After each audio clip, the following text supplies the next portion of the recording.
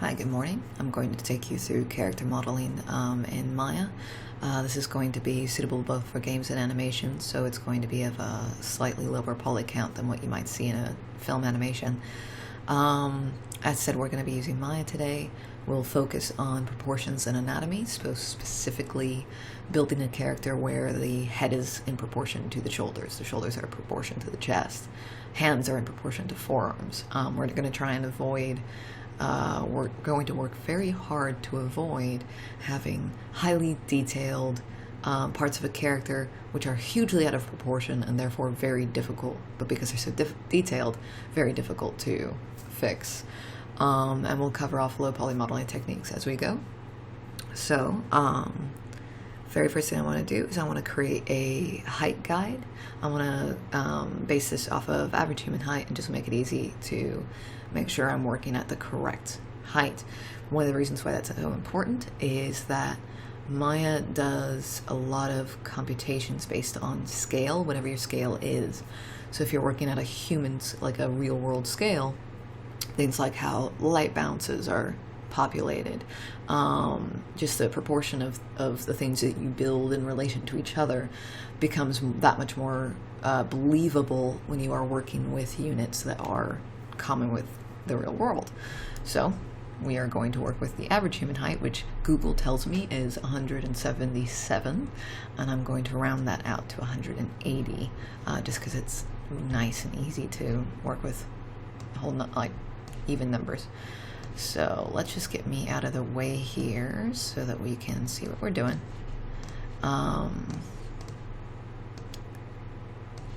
And I'm going to be keeping some notes as we go for a couple of key commands.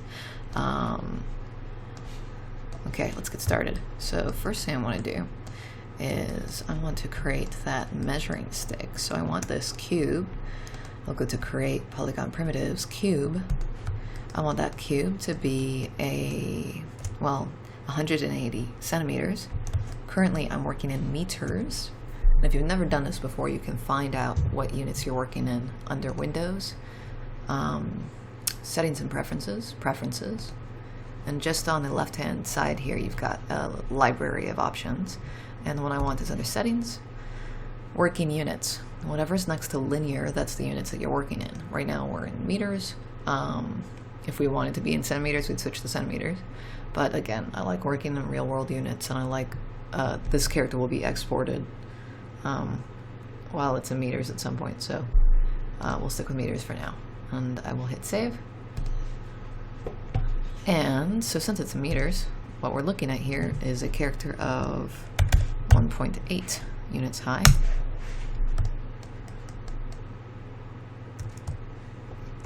I believe that's right. Just in case, I'm going to switch to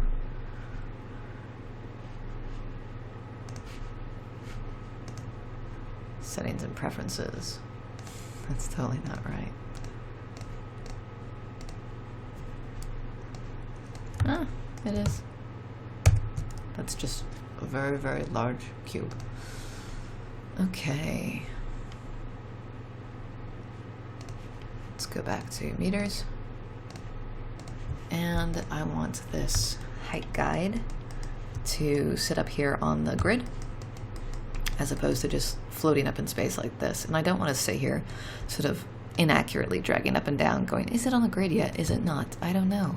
What I want to do is just snap it into the grid and know that mathematically the two things are lined up perfectly. To do that, I can change the pivot point of this manipulator handle. So this manipulator handle is currently the move tool, and it's set to the center of the object. But if I tap insert on my keyboard, you'll see that that manipulator handle has changed shape.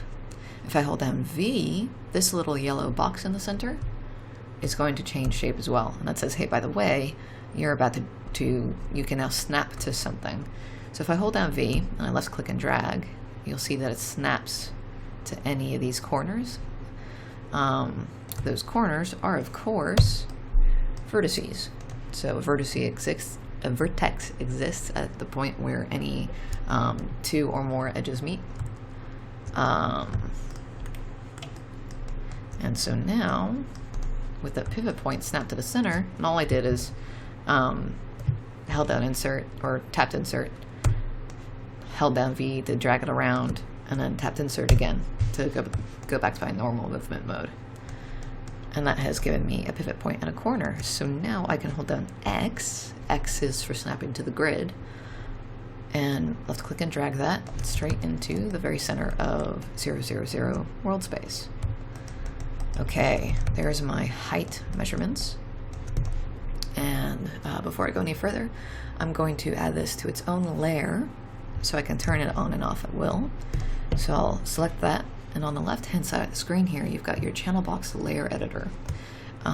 If you can't see this, for whatever reason it's been turned off, just hit Control A on your keyboard. First thing that comes up is the attribute editor, and the next thing that comes up is the channel box. So at the bottom of the channel box is your layer editor, and with this object selected, there is an option on the far right of these icons called Create a New Layer and Assign Selected Objects, which will do exactly what it says. So if I click on that, you see that I have a new layer down here called Layer 1. And if I just click on that V, which is for visible, it turns that object on and off for me really quickly. I'm just going to name this layer really quick because I don't want to have a whole bunch of random layers in here that just are like layer 1, layer 2, layer 3, and don't mean anything at all. That's a nightmare when you have a lot of things in your scene. Okay, the other great thing about layers is this third button here on those layer options. If I click on that, it sets it to template mode, and template mode means I've just got these really cool gray wireframes in space to say, hey, by the way, here is your cage. This is your bounding box. This is what you is your height guide, and I can't select it. It's really easy to work around. Okay, so I know I want to be that.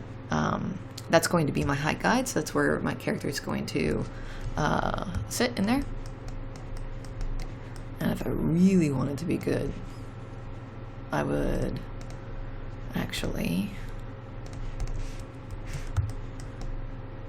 let's go,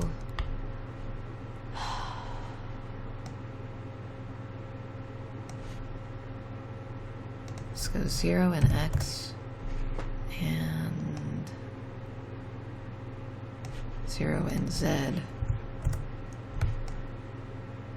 And what you've got now is you've got a cube that's flush with the ground, which is what we wanted in the first place, but now the very center of it is at that 0, 0 space. Cool. Just turn that template on again.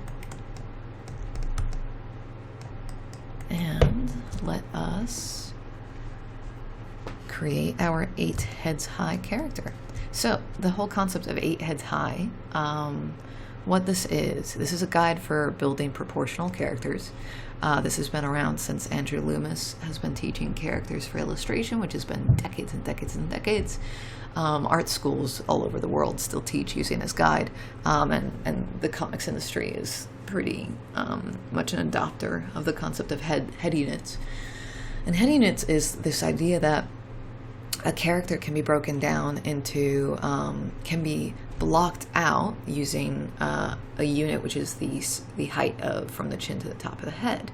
And that if you take that and you just sort of move that down again, you get a guideline for the next part of the body. So for example, in this image here, we have the head unit.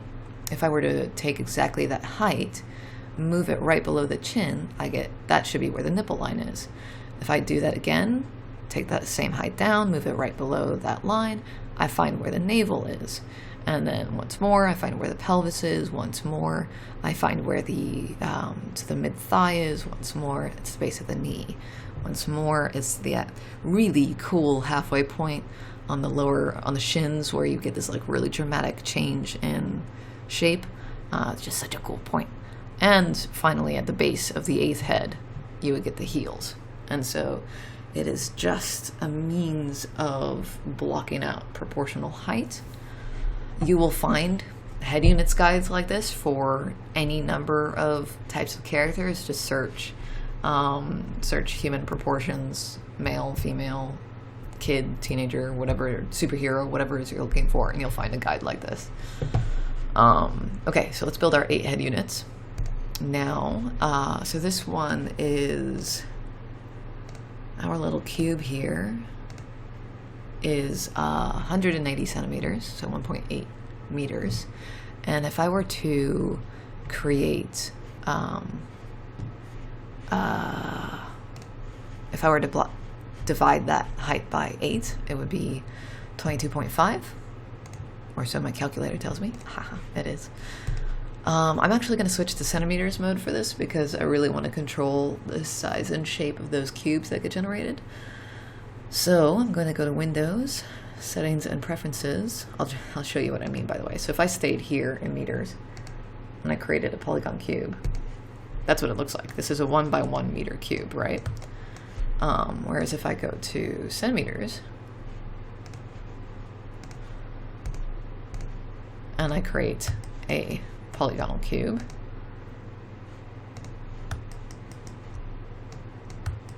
you'll see that it's just this teeny tiny little thing compared to the other one, because that's a 1 by 1 centimeter cube. So let us change that to 22.5, and that gives me my nice little cube there.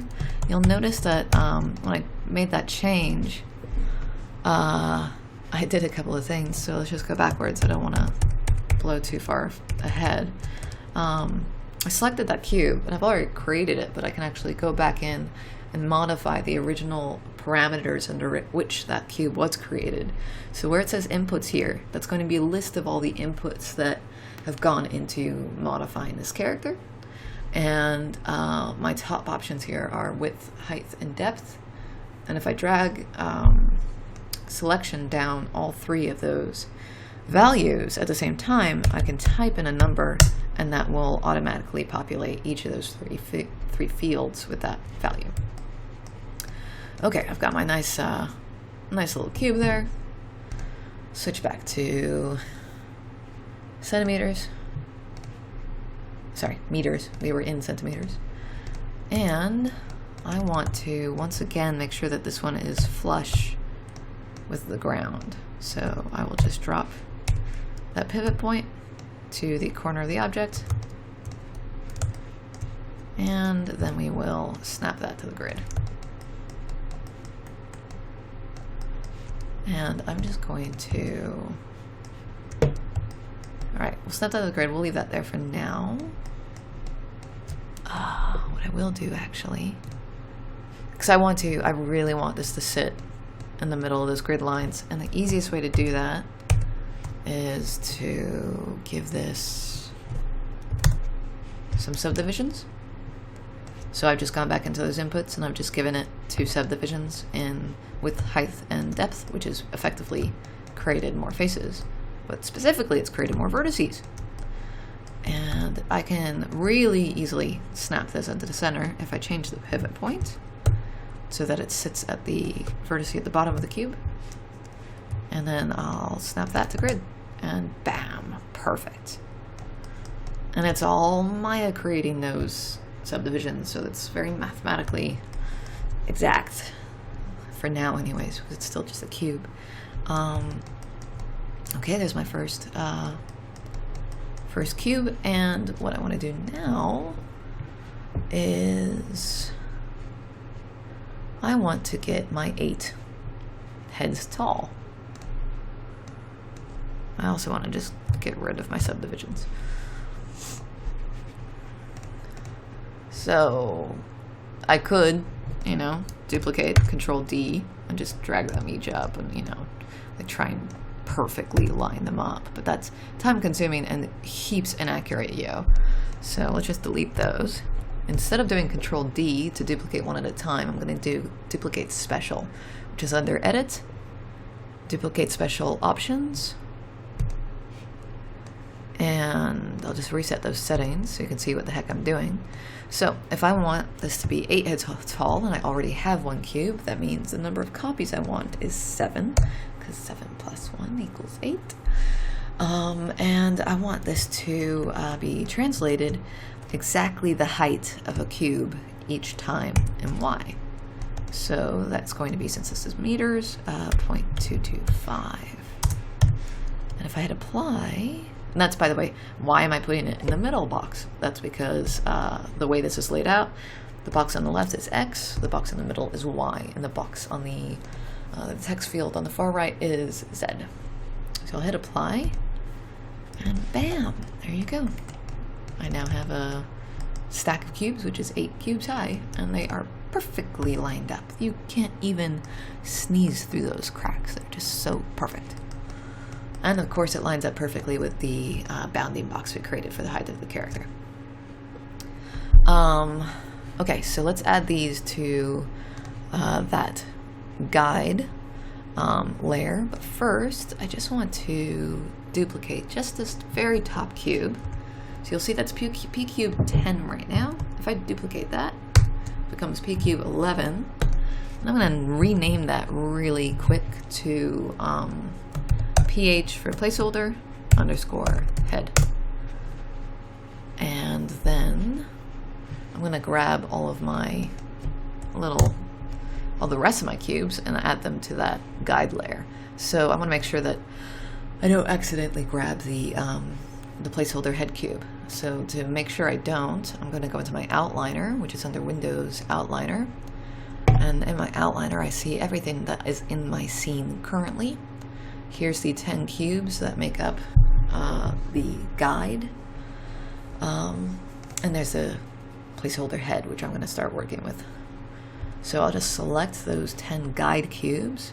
And down here under my layers, I'll right click and hold. Oh, they've updated Maya so that you can right click and the menu just stays there. That's so cool. I'll right click and I'll go add selected objects. And you'll see that now all those objects that I've just added to that layer have become templated because that layer is set to template. But the one object I have not added is currently still in the scene as an editable object. This is a really good time to save. So I'm going to do exactly that. I'm also going to create a new project. So whenever you do textures, rendering, saving things, it's a really good idea to have a separate project folder for whatever it is that you're working on. Just it keeps all of your files tidy in one place, and when Maya is looking for textures, it's going to look in a project folder. So if you load up a scene and your characters are all black and you can't see anything and all the textures have been torn away and you're like, where the fuck are my textures? I know they're there. I worked on them for so long. It's because Maya is looking in another folder for those textures and going, I don't see any textures. They don't exist. And you're like, Maya, they're right there. I made them. They're there. And Maya's like, I don't know. Where's these textures? So by creating a project folder and setting your project folder to that working folder every time, you go, Maya, grab your head, look at the freaking folder. The textures are there. That's what we're going to do. So we'll go to File, Project Window. This is basically our window for creating new projects. And I'll go New. And I really want to not save that on my C drive because my C drive does not have nearly as much room as my D drive. We'll drop down to 3D, and I'll just say, give me that directory. So this new project is going to be in that 3D folder, and I will call it character modeling because I'm so original. And the defaults are fine, and I'll go accept. The directory 3D character modeling could not be created. That's awfully exciting. I wonder why it says that. Let's find out.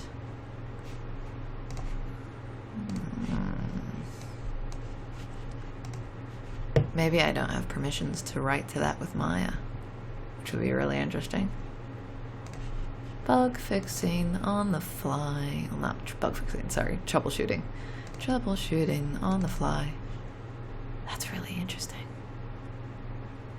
You know why it's really interesting? Here, I'll go cancel. Check this out. Open scene. If I actually now go to that directory, you'll see that it's actually already created the folder. So I'm going to save my character in that folder, and we'll set the project afterwards. And I'm going to save this as Maya ASCII. That's the file type. I'll call this modeling 01. It's really important that every time you do a new phase of work, like every day that you sit down to do modeling, or every time you switch computers, you version up, so you've got modeling 01.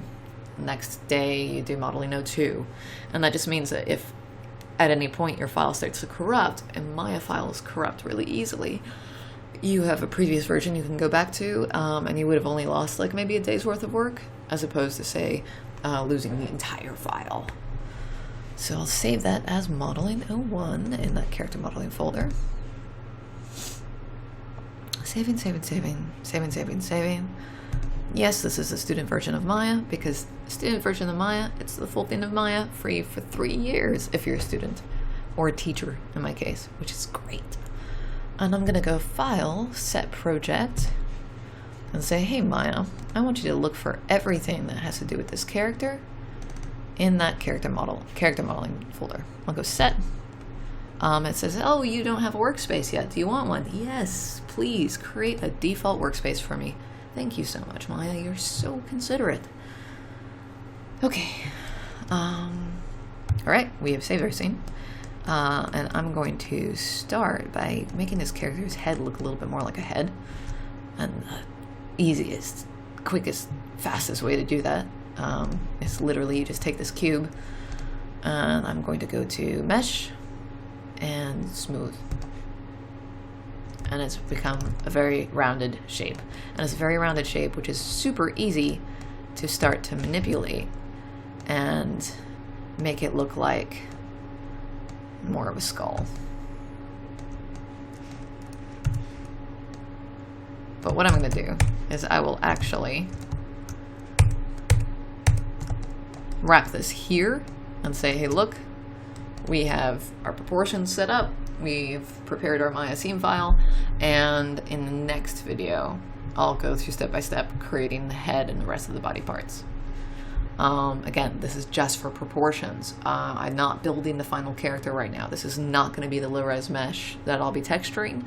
This is 100% about creating a mesh that is blocked out to the proportions of the character I will be building, because what I don't want is to have this beautifully detailed hand be horribly out of proportion to like the head and the rest of the body, which happens all the time in classrooms. Like, all the time people just start modeling and they end up with characters that are just teeny tiny head, huge body, teeny tiny hands, huge head. Like, it's silly. So by creating just a basic foundation of here is the relationship of all these body parts to each other, you can start modeling and know that you are working with good proportions. And it's exactly like the same thing that illustrators do. They sketch out primitive shapes as a proportion guide, and then they start sketching their details on top. We're doing the same thing. We'll do that one next. So I'll save this, and we'll stop the video, and I'll see you in the next chapter.